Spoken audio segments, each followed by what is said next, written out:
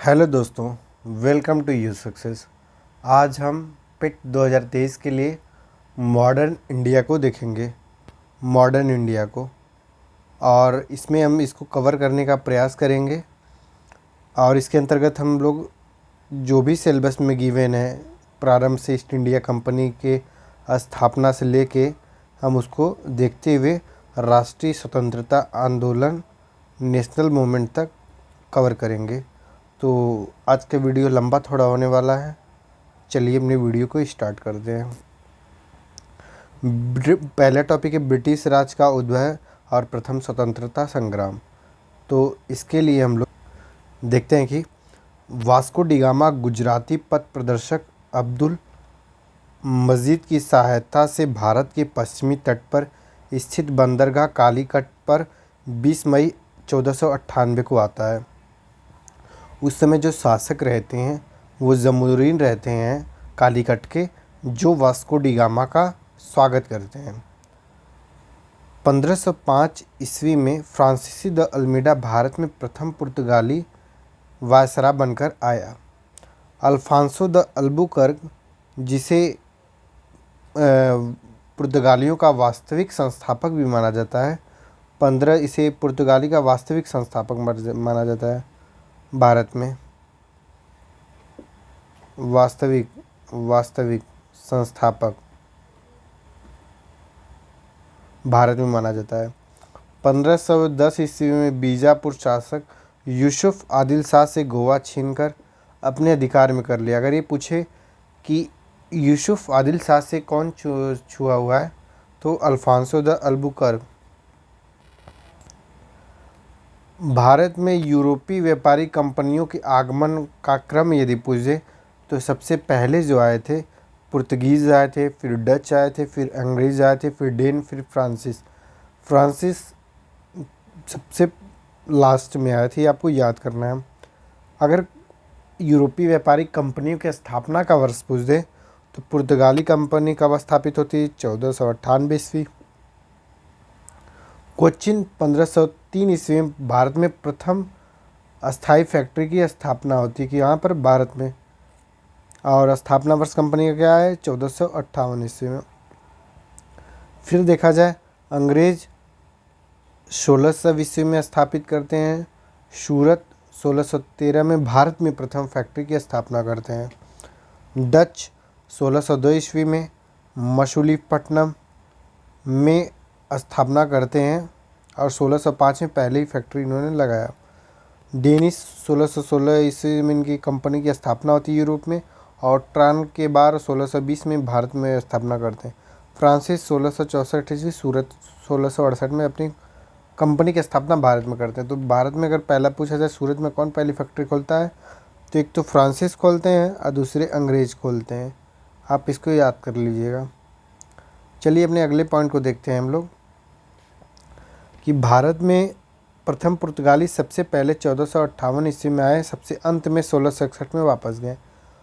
तो फर्स्ट कौन सी यूरोपीय आती है? तो फर्स्ट देश जो आते हैं वो पुर्तगाली ही आते हैं, पुर्तगाली। और लास्ट सबसे कौन जाता है लास्ट में? तो वो भी पुर्तगाली है।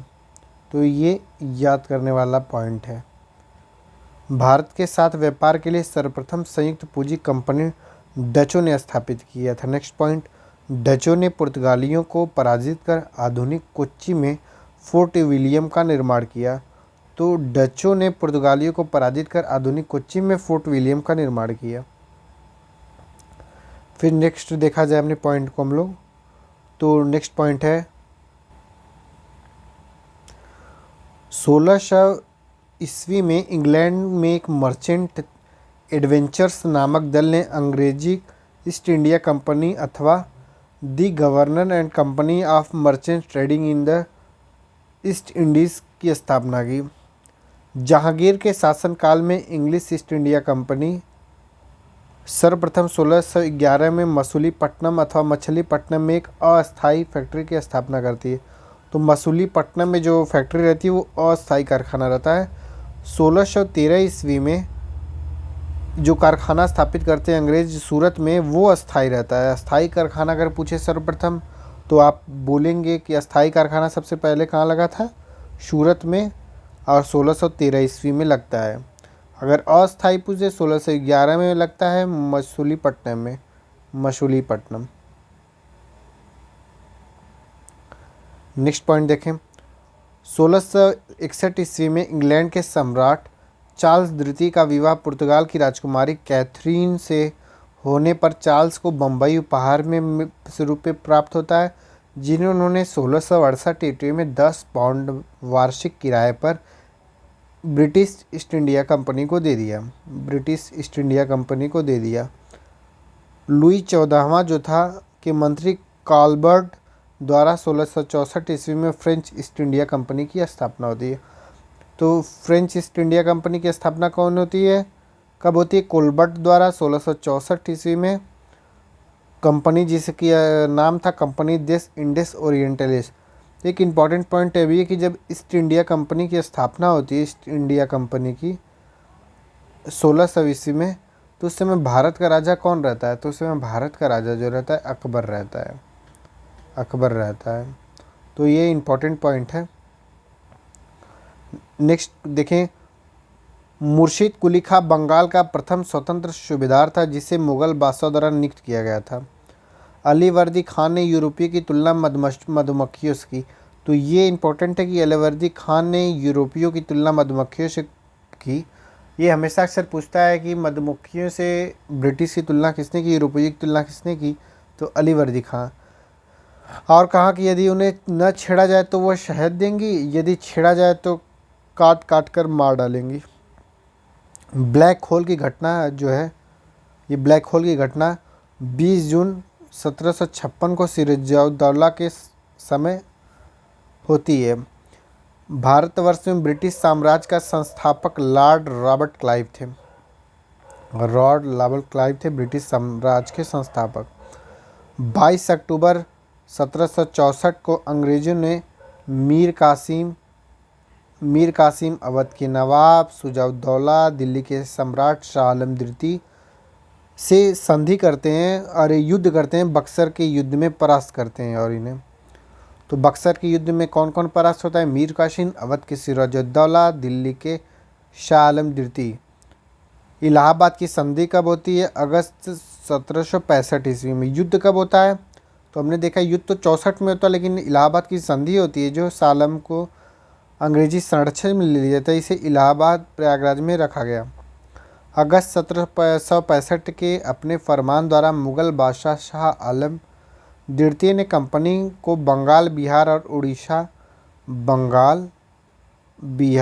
और उड़ीसा की दीवानी अस्थायी रूप से दे दी, जिसके बदले में कंपनी द्वारा सम्राट को 26 लाख रुपए प्रतिवर्ष पेंशन के रूप में दे दिया गया।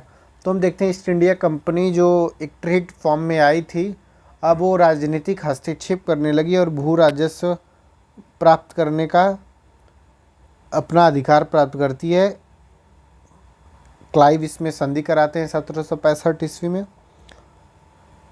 नेक्स्ट पॉइंट देखें। सरदार के एम पन्नीकर ने कहा है कि 1765 से 1772 ईस्वी तक कंपनी ने बंगाल में डाकुओं का राज्य स्थापित किया। तो ये इंपॉर्टेंट पॉइंट है। किसने कहा था कि डाकुओं का राज्य बंगाल में 1765 से 1772? सरदार के एम पन्नीकर। रणजीत सिंह का जन्म 13 नवंबर 1780 को सुकर चकिया मिशल के मुखिया महा सिंह के घर हुआ था। महाराणा रणजीत सिंह और अंग्रेजों के बीच अमृतसर की संधि कब होती है? 25 अप्रैल 1809 ईस्वी में। फिर नेक्स्ट देखा जाए पॉइंट अपनी। रणजीत सिंह ने 1818 ईस्वी में मुल्तान, 1819 ईस्वी में कश्मीर और 1834 ईस्वी में पेशावर को जीता। तो इन्होंने कश्मीर को भी जीता। महाराजा दलीप सिंह ने सिख साम्राज्य के अंतिम शासक थे। तो ये पॉइंट अगर पूछ दे कि सिख साम्राज्य के अंतिम शासक कौन थे, तो महाराजा दलीप सिंह जो थे सिख साम्राज्य के अंतिम शासक थे। दलीप सिंह का निधन अक्टूबर 1893 ईस्वी में पेरिस, फ्रांस में होता है। इनकी अंत्येष्टि इंग्लैंड में ही हुई है। तो इनकी अंत्येष्टि इंग्लैंड में ही हुई है। नेक्स्ट पॉइंट देखें। प्रथम आंग्ल मैसूर युद्ध 1767 से 69 ईस्वी में होता है। द्वितीय एंग्लो मैसूर युद्ध 1780 से 84 के दौरान होता है। हैदर अली ने निज़ाम मराठों के साथ मिलकर अंग्रेजों के विरुद्ध मोर्चा खोला और इसी में इसकी मृत्यु भी हो जाती है। टीपू सुल्तान ने श्रीरंगपट्टनम को अपनी राजधानी बनाया और यह जैकोबिन क्लब की स्थापना की और उसका सदस्य बना। तृतीय एंग्लो मैसूर युद्ध 1790 से 92 का अवसर श्रीरंगपट्टनम की संधि टीपू सुल्तान द्वारा की जाती है कार्नवालिस और इसी संधि में कहा जाता है कि कार्नवालिस ने कहा था कि मैंने अपने शत्रुओं को मजबूत भी नहीं होने दिया और जीत भी लिया, शत्रु को कमज़ोर भी कर दिया, क्योंकि इसमें शिवाजी को हराकर टीपू सुल्तान का हराकर इसने साम्राज्य को बांट दिया चारों में। टीपू सुल्तान चतुर्थ आंग्ल मैसूर युद्ध में पराजित होता है और इस समय जो गवर्नर जनरल रहते हैं वेलेजली रहते हैं, वेलेजली। नेक्स्ट पॉइंट देखें, 1793 ईस्वी में कार्नवालिस ने भू राजस्व की अस्थायी बंदोबस्त प्रणाली प्रारंभ की। कौन सी? अस्थायी बंदोबस्त प्रणाली, और इसे इस्तेमारी, जागीरदारी, मालगुजारी, बासवेदारी आदि भिन्न नामों से जाना जाता था। अस्थायी बंदोबस्त के अंतर्गत समूचे ब्रिटिश भारतीय क्षेत्रफल का लगभग 19% हिस्सा आता था। तो एक्चुअल में अस्थायी बंदोबस्त क्या था कि जो भू राजस्व की दर थी उसे फिक्स कर दिया गया कि इतनी अमाउंट देना ये था, जो और ये जमींदारों से की गई थी, जमींदारों से एक फिक्स्ड अमाउंट था, फिक्स्ड जो रेट थी फिक्स थी। फिर देखते हैं हम लोग नेक्स्ट, रैयतवाड़ी व्यवस्था के जन्मदाता टॉमस मुनरो कैप्टन रीड थे, जिन्होंने इसे सर्वप्रथम तमिलनाडु के बारामहल में ज़िले में लागू किया। यह व्यवस्था मद्रास, बम्बई के कुछ हिस्से, पूर्वी बंगाल और असम और कुर्ग, आधुनिक कर्नाटक का एक भाग में लागू की गई। मालवाड़ी पद्धति में भू राजस्व व्यवस्था कृषक के साथ नहीं बल्कि प्रत्येक गांव अथवा महल के साथ स्थापित की गई थी। देखा जाए अगर अस्थाई बंदोबस्त तो ये किसके साथ की गई थी? जमींदारों के साथ। जबकि यदि देखा जाए रैयतवाड़ी तो ये की गई थी किसानों के साथ। जबकि जो महलवाड़ी थी ये जो की गई थी प्रत्येक ग्राम महल के साथ की गई थी, तो ग्राम का मुखिया होता था उसके साथ की गई थी। महलवाड़ी पद्धति कहाँ कहाँ लागू हुई थी? तो उत्तर मध्य प्रदेश प्रांत, पंजाब कुछ परिवर्तन के साथ लागू हुई, जिसके अंतर्गत कुल ब्रिटिश भारत के भू क्षेत्र का 30% हिस्सा शामिल था। दादा भाई नौरोजी ने अपने लेखों इंग्लैंड डेप्ट to India, poverty and British rule in India, the wants and means of the India, on the commerce of India के माध्यम से अपने अपवाह सिद्धांत को प्रसारित किया। एक्चुअली इन्होंने ड्रेन ऑफ वेल्थ की थ्योरी दी, धन के बहिर्गमन का सिद्धांत, कि धन निष्कासन, सही शब्द इसको देखा जाए हिंदी में, धन निष्कासन का सिद्धांत इन्होंने दिया कि जो इंडिया का जो धन है वो ब्रिटिश ले जाया जा रहा है, ब्रिटिश, इसके बदले में इंडिया को कुछ भी प्राप्त नहीं हो रहा है।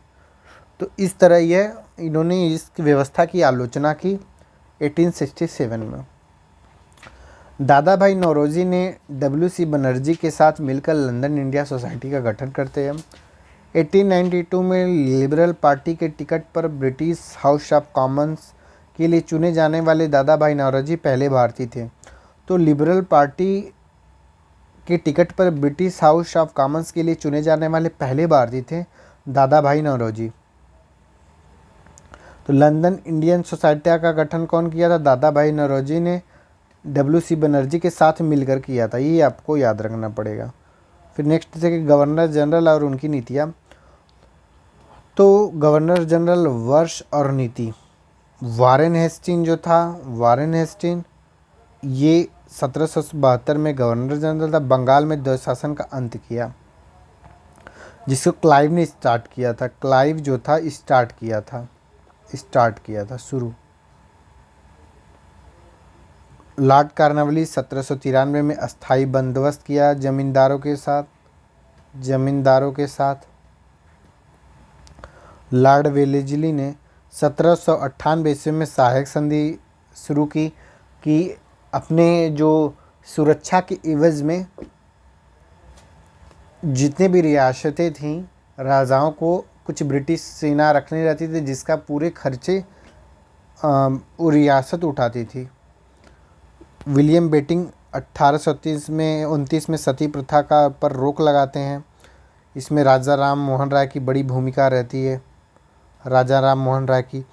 नेक्स्ट है गवर्नर जनरल लॉर्ड डलहौजी 1856 ईस्वी में राज्य हड़प नीति अपनाते हैं। लॉर्ड रिपन 1882 में अस्थाई स्वशासन की स्थापना करते हैं। इन्हें अस्थाई स्वशासन का रिपन को पिता भी कहा जाता है। लॉर्ड डफरिन 1885 में राष्ट्र कांग्रेस की स्थापना करते हैं। W.C. बनर्जी जो रहते हैं, W.C. बनर्जी इसके प्रथम अध्यक्ष बनते हैं तथा सचिव जो रहते हैं मिस्टर A.O. ह्यूम रहते हैं। लॉर्ड कर्जन 1905 में बंगाल का विभाजन कर देता है क्योंकि बंगाल एक राष्ट्रवादी चेतना का गढ़ बन रहा था, तो इसके विभाजन से राष्ट्रवादी भावनाएं आहत होंगी, ये सोचता था। नेक्स्ट देखें 1857 की क्रांति का आरंभ 10 मई को मेरठ में हुआ। 10 मई को मेरठ से हुआ 1857 की क्रांति की शुरुआत। और 1857 के स्वाधीनता संग्राम का प्रतीक कमल और रोटी था। कमल और रोटी, तो ये पूछ दे कि 1857 के स्वाधीनता संग्राम का क्या प्रतीक था, तो कमल और रोटी। बरेली में रुहलखंड के पूर्व शासक के उत्तराधिकारी खान बहादुर ने 1857 के विद्रोह किया का रहनुमाई की। इनके रहनुमाई कौन थे बरेली में, तो खान बहादुर साहब, खान बहादुर। रानी लक्ष्मीबाई मूल नाम मणिकर्णिका का जन्म, तो रानी लक्ष्मीबाई का मूल नाम क्या था, मणिकर्णिका का जन्म 19 नवंबर 1835 को गोलघर में हुआ। गोलघर एक्चुअल में वाराणसी में है।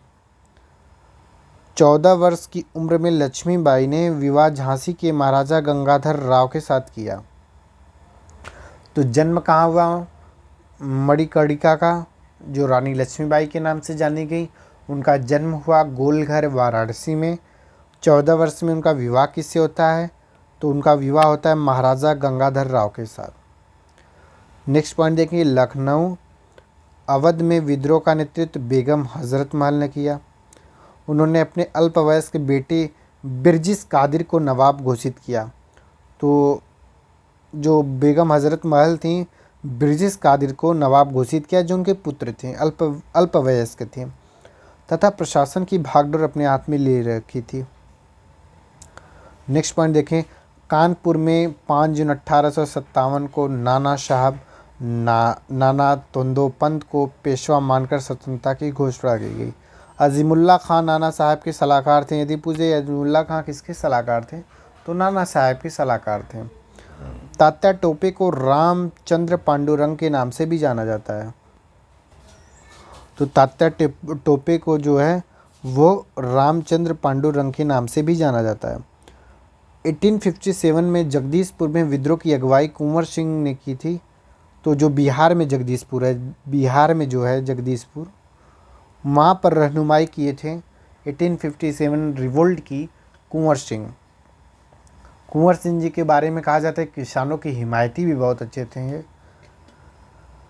बिहार के तत्कालीन शाहबाज जिले के वर्तमान भोजपुर जिले से संबंधित थे। आउवा के ठाकुर कुशल सिंह ने 1857 ईस्वी की क्रांति में अंग्रेजों और जोधपुर की संयुक्त सेना को पराजित किया।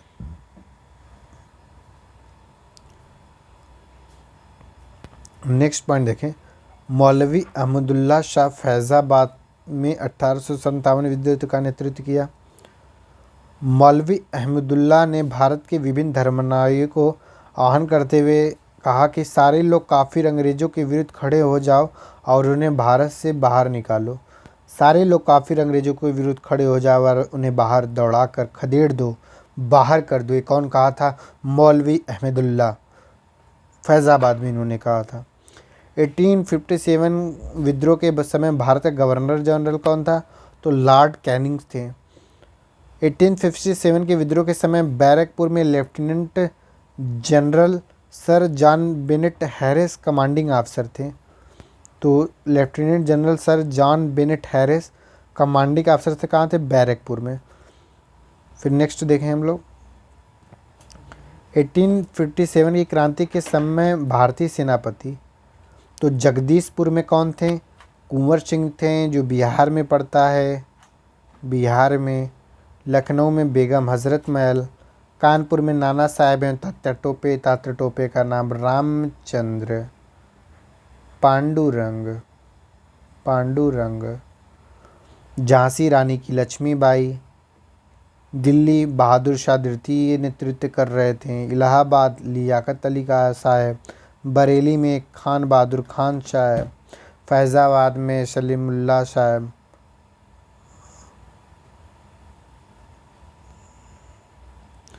नेक्स्ट पॉइंट देखें, sir James Outram and W Taylor 1857 के विद्रोह को हिंदू मुस्लिम का षड्यंत्र कहा। तो ये पूछे हिंदू मुस्लिम का षड्यंत्र किसने कहा 1857 के विद्रोह के? तो sir James Outram and W Taylor. V D. Savarkar ने अपनी पुस्तक The Indian War of Independence 1857 में इस विद्रोह को सुनियोजित स्वतंत्रता संग्राम कहा। नेक्स्ट पॉइंट देखें, 1857 के भारतीय स्वाधीनता आंदोलन के सरकारी इतिहासकार जो थे सरकारी इतिहासकार सुरेंद्रनाथ सेन थे। सुरेंद्रनाथ सेन, जिन्हें शॉर्ट फॉर्म में S.N. सेन भी कहते हैं, जिनकी पुस्तक 1857 वर्ष 1957 में प्रकाशित हुई। कौन पुस्तक का नाम क्या था? 1857।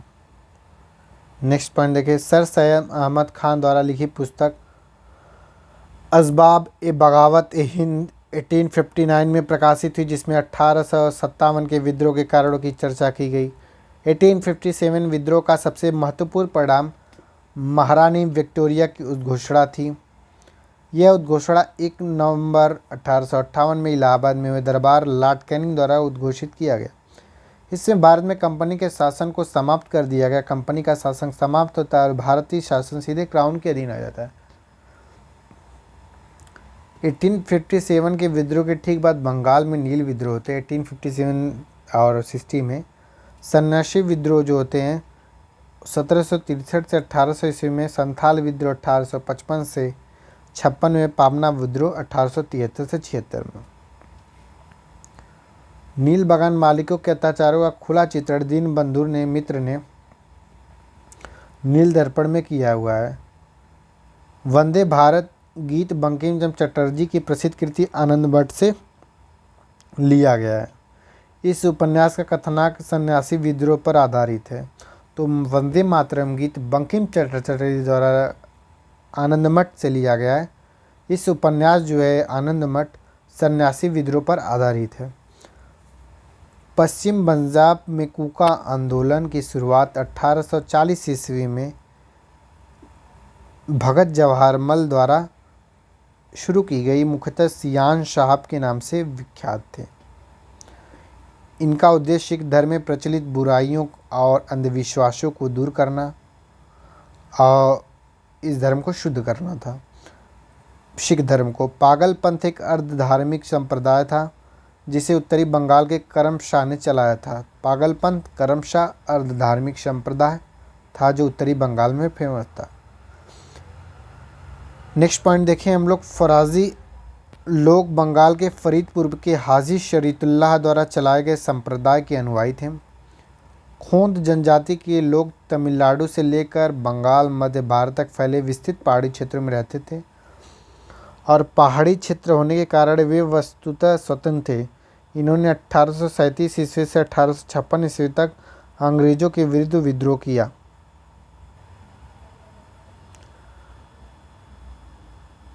छोटा नागपुर क्षेत्र में कोल विद्रोह का नेतृत्व 1831 से 32 ईस्वी में बुद्धो भोकत ने किया था।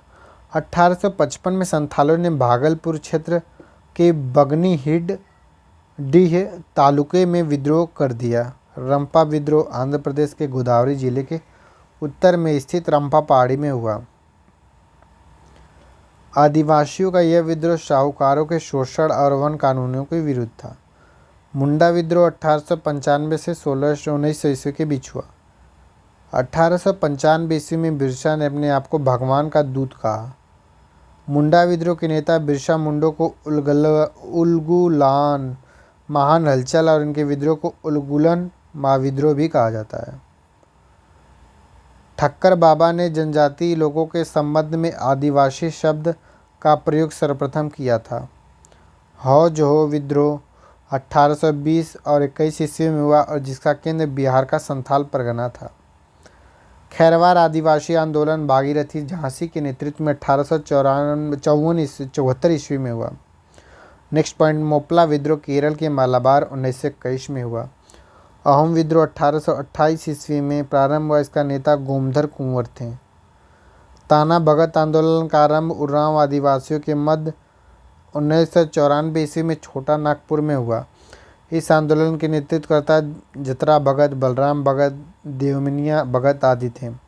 कुकी विद्रोह 1917 से 19 में मणिपुर त्रिपुरा में, कुका विद्रोह 1840-72 में पंजाब में, पाबना विद्रोह 1873 क्षेत्र बंगाल में हुआ। महात्मा गांधी और उनके विचारों से प्रभावित होने वाले पहले जनजातीय नेता जो थे वह जदोनाग जोड़ानाग मणिपुर के नागा जनजाति से अग्रणी सेनानी थे। अब हम लोग कल देखेंगे नेक्स्ट वीडियो में ब्रिटिश राज का सामाजिक आर्थिक महत्व क्या हुआ, जो उनकी पॉलिसी थी, जैसे हड़प नीति थी तो उसका प्रभाव क्या पड़ा और उसका प्रभाव जो पड़ा था, हड़प नीति का क्या प्रभाव पड़ा, सहायक संधि का क्या प्रभाव पड़ा उसको देखेंगे। और इनकी जो अस्थाई बंदोबस्त थी, जो भू राजस्व नीति उसका क्या प्रभाव पड़ा, चाहे रैयतवाड़ी रही हो, चाहे अस्थाई बंदोबस्त रहा हो, चाहे महलवाड़ी रहा हो, तो इसका क्या प्रभाव पड़ा उसको कवर करेंगे। तो आशा करते हैं आपको वीडियो पसंद आया होगा। धन्यवाद। मिलते हैं नेक्स्ट वीडियो में।